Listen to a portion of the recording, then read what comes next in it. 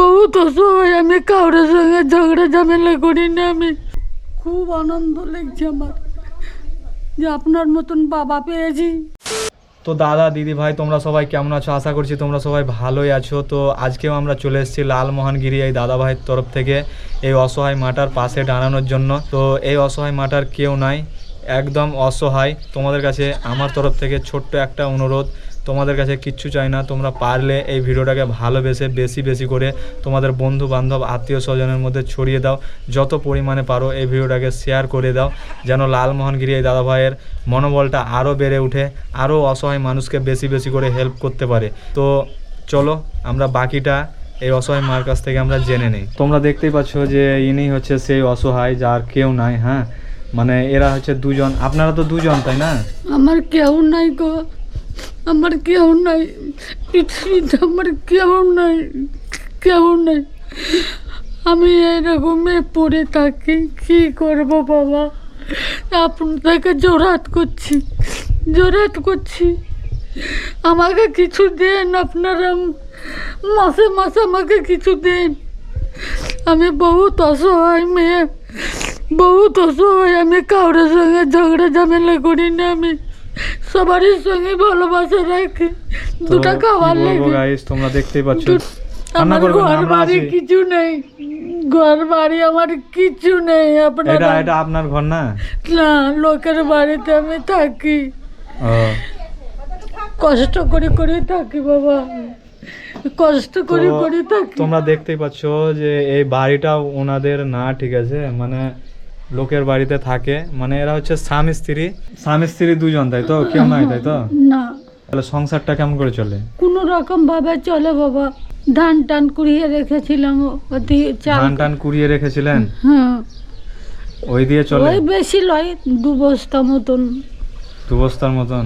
হ্যাঁ। তো তোমরা দেখতেই পাচ্ছ যে ধান কুড়িয়ে রেখেছিল, ওটা দিয়েই চালায়। হ্যাঁ, তো কতদিন যাবে এইভাবে, বুঝতে পারলে? তো আমরা খবর পেয়ে যেহেতু এসছিলাম যে এনাদের কেউ নাই, তো আমরা দেখে আসি। আর তোমাদেরকে আমরা বাড়ির অবস্থাটা দেখিয়ে দিই। এই দেখো বাড়ি, হ্যাঁ, একদম দেখতেই পাচ্ছ কেমন।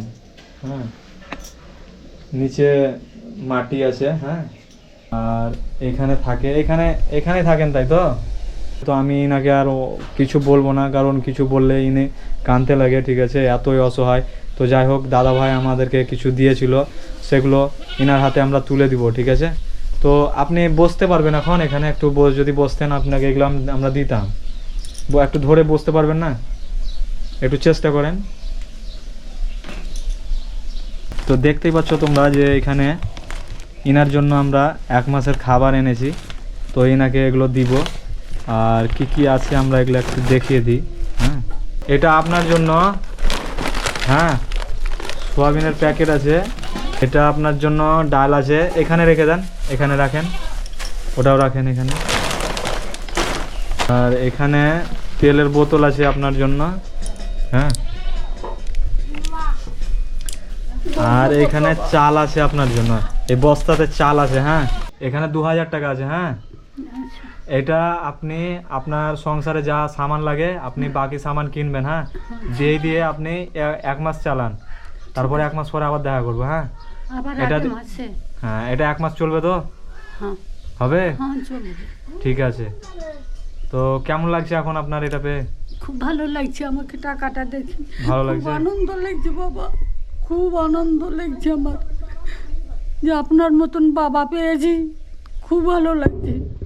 আর লালমোহনগিরি এই দাদা ভাইয়ের জন্য বেশি বেশি করে দোয়া করবেন। হ্যাঁ, আশীর্বাদ করবেন যেন আরো। আমি আশীর্বাদ করছি বাবা, তুমি যেন আরো অসহায় মানুষের পাশে দাঁড়াতে পারো, ঠিক আছে?